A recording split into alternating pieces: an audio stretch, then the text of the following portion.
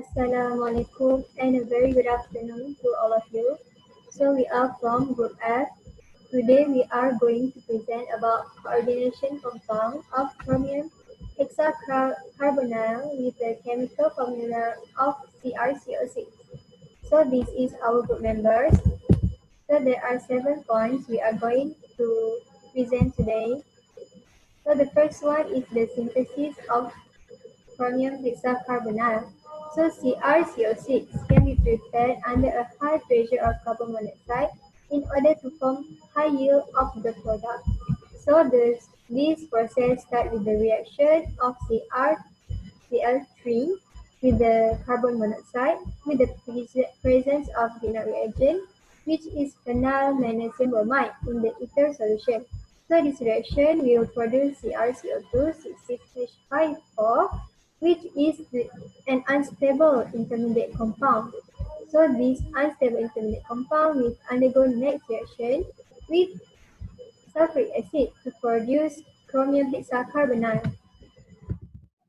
Next, I will explain to you about the point group of chromium hexacarbonyl. So, the coordination number for this complex is 6 due to the set point of attachments of the ligand CO to the metal atom, which is the Cr. So, because of the set point of attachments, it can have an octahedral geometry. So, here is a few symmetry elements for the OH point group. So, here is the rotations at the C2 axis, rotations at the C3 axis, and it also can have dihedral mirror planes, and also the improper rotations, which is the S4, the rotations at the C4 axis, followed by the reflections at the horizontal mirror plane.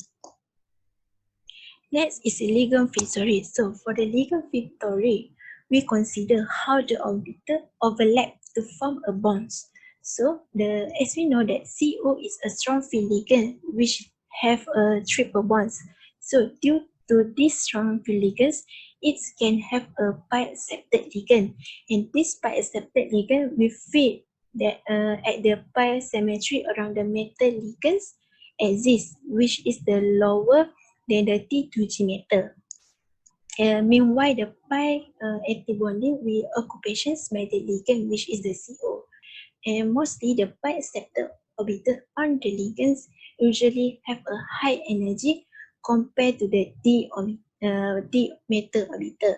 So for the overlappings or the interactions to be occur, the metal and the ligand must have a same symmetry and same or similar in terms of their energy. So if in the interactions with the symmetry that related to the T2G orbital, we give rise to the bonding combination that's slightly lower than the D orbital. So due to these interactions, the homologous suppressions will increase between the bondings of T2G to the antibonding of EG sets. So here is the horizontal homologous suppressions, and here is the new homologous suppressions. Next is infrared spectrum. So for the first figure, you can see is the infrared spectrums of the CrCO6 in vapor, and the next figure is the possible structure of the meta-hexacarbonyl.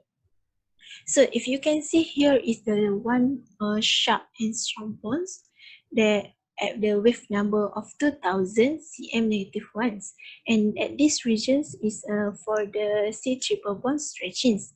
And next is Pitts is had the 668.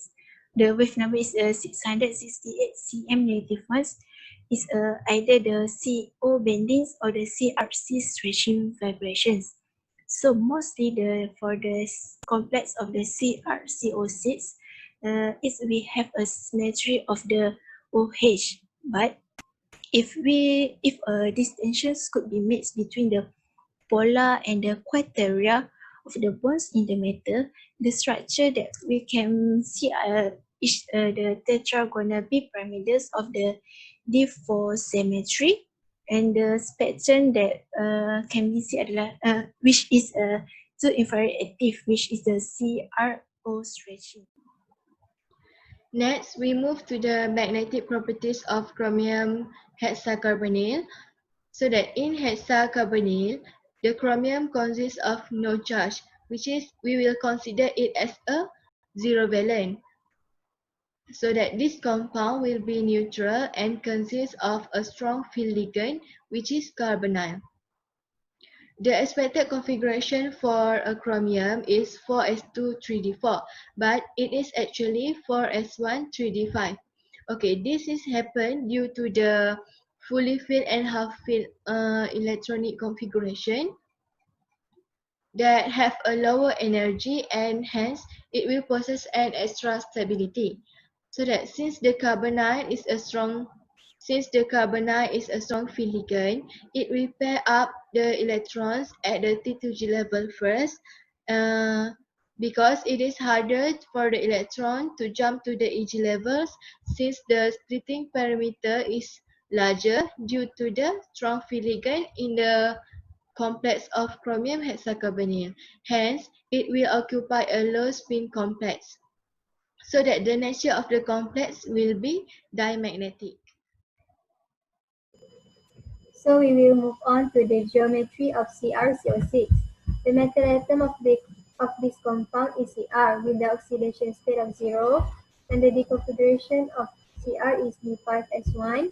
And based on the structure, the geometry of CrCO6 is a perfect octahedral. This is because each bond has the same length, which is the bond length of CrC is 1.918 angstrom and the bond length of CO is 1.141 angstrom. So there is no Hahn-Teller effect. This is because, based on this crystal field stabilization energy, we can see that there is a symmetric electron distribution at T2G level. How this can happen? Because the ligand is CO, which is a strong ligand. So this compound adapts low spin configuration. So all the electron is still at the T2G. For the applications of chromium hexacarbonyl, okay, firstly, for the decomposition of chromium hexacarbonyl, it will give a pure chromium, which is mainly used in the industrial benefits, especially for a chrome plating. For your information, chrome plating is commonly used in cars and bicycles, which is it produces a smooth and silvery finish that is highly resistant towards a corrosion. Secondly, chromium hexacarbonyl is also known as organometallic, which is used as a catalyst. For example, for a homogeneous hydrogenation of a ketones, it using a chromium hexacarbonyl as a catalyst precursor in the presence of bases. Okay, next is also used in a thin film deposition. For example,